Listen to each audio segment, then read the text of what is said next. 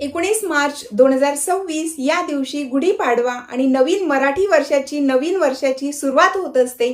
3.5 मुहूर्तांपैकी एक मुहूर्त असलेला अतिशय परमपवित्र असा हा शुभ दिवस असतो। या दिवशी आपल्याला कुठलाही मुहूर्त पाहण्याची आवश्यकता नसते, कारण हा अतिशय शुभ असा मुहूर्त असतो। म्हणूनच आपण 3.5 मुहूर्तांपैकी विशेष असा हा दिवस गुढीपाडव्याचा दिवस कसा साजरा करावा, त्याचबरोबर गुढी उभारताना आपण कुठल्या काळजी घ्यायला हवी, कोणत्या चुका टाळायच्या आहेत आणि गुढी कशी उभारावी, ब्रह्मध्वजारोहण म्हणजेच गुढी उभारणे। तर गुढीपाडव्याच्या दिवशी आपण सर्वजण गुढी उभारत असतो, कारण गुढी ही सौभाग्याचं, मांगल्याचं आणि विजयाचं प्रतीक मानलं जातं।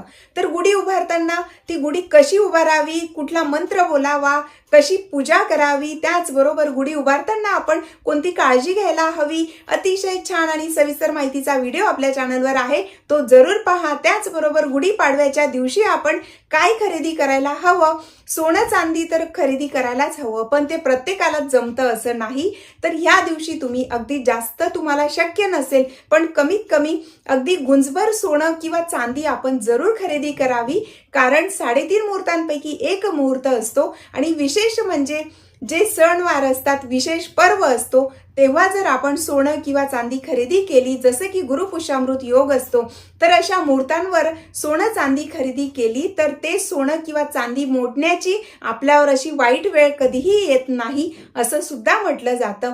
म्हणूनच जे 3.5 मुहूर्त असतात, तर त्या दिवशी आपण अगदी आपल्याला जमेल आणि आपल्याला शक्य असेल तेवढं तरी आपण सोन्याचं किंवा चांदीचं दागिना असेल किंवा अगदी गुंजभर सोनं जरूर खरेदी करायला हवं, त्याचं महत्त्व असतं। आणि हे खरेदी करत असताना यासोबतच आपण अजून काय खरेदी करू शकतो, म्हणजे सोने चांदी व्यतिरिक्त सुद्धा मौल्यवान गोष्टी आहेत, त्या सुद्धा आपण ह्या दिवशी जरूर खरेदी कराव्यात। त्यामुळे आपल्या घरात सुख, शांती, समृद्धी राहण्यास मदत होते। तर अशा गोष्टी कुठल्या आहेत, अशा कोणत्या वस्तू आपण सोन्यापेक्षा मौल्यवान वस्तू आपण खरेदी करू शकतो, याविषयीचा सविस्तर माहितीचा व्हिडिओ आपल्या चॅनलवर आहे, एकदा जरूर पहा। तुम्हाला लिंक दिलेली आहे, ती लिंकवर जाऊन तुम्ही पाहू शकतात। सर्वांना नवीन वर्ष आनंदाचे, सुख समृद्धीचे, भरभराटीचे जाओ हीच स्वामींच्या चरणी प्रार्थना करते। सर्वांना श्री स्वामी समर्थ।